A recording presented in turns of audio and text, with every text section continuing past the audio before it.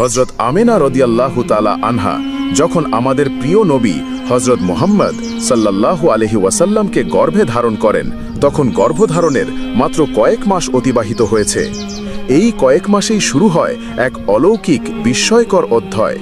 হজরত আমেনা যখন রাস্তায় হাঁটতেন কিংবা কারো সঙ্গে সাক্ষাৎ করতে যেতেন, তখন তার শরীর থেকে ভেসে আসত এক অপার্থিব গন্ধ, জামেশকে আম্বেরের এক জান্নাতি সুবাস। এই সুবাসে আচ্ছন্ন হয়ে পড়ে পুরো মক্কা। হঠাৎ সবাই লক্ষ্য করে তার শরীর থেকে এক অভূতপূর্ব গন্ধ ছড়িয়ে পড়ছে।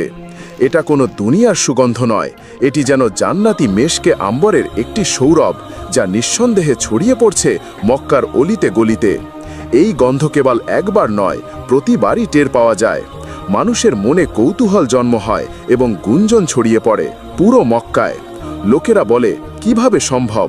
কিছুদিন আগেই তো তার স্বামী আব্দুল্লাহ ইন্তেকাল করেছেন এবং তার তো জানা আছে আরবের রীতিতে স্বামী মারা গেলে স্ত্রী সুগন্ধি ব্যবহার করতে পারে না। আতর তো দূরের কথা। তাদের প্রশ্ন, তবে কি আমেনা নিজের শরীরে আতর মেখে রাস্তায় ঘুরে বেড়াচ্ছে? মানুষের এই গুঞ্জন ধীরে ধীরে পৌঁছে গেল নবীজির দাদা আব্দুল মুত্তালেবের কানে।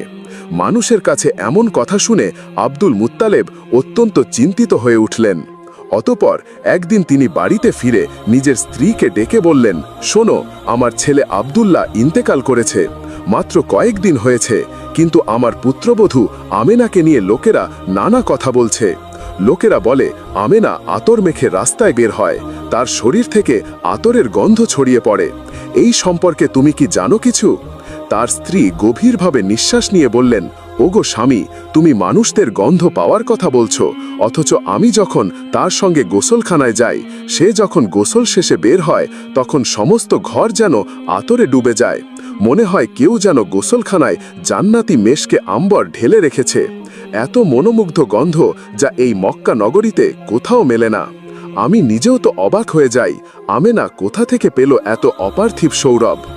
এই কথার পর আব্দুল মুত্তালেব আর অপেক্ষা করলেন না। তিনি আমেনাকে ডেকে পাঠালেন। আমেনা মাথা নিচু করে হাজির হলেন। অতঃপর আব্দুল মুত্তালেব স্নেহের কণ্ঠে জিজ্ঞাসা করলেন, আম্মাজান, আমার ছেলে মারা যাওয়ার পর আমি তোমার মধ্যে এক পরিবর্তন লক্ষ্য করছি। তুমি কি সত্যি আতর ব্যবহার করো? তোমার এই গন্ধ কোথা থেকে আসে? এই সম্পর্কে তুমি কি আমাদের কিছু বলতে চাও? এই প্রশ্ন শুনে হজরত আমেনার চোখ বেয়ে অশ্রু ঝরতে লাগল।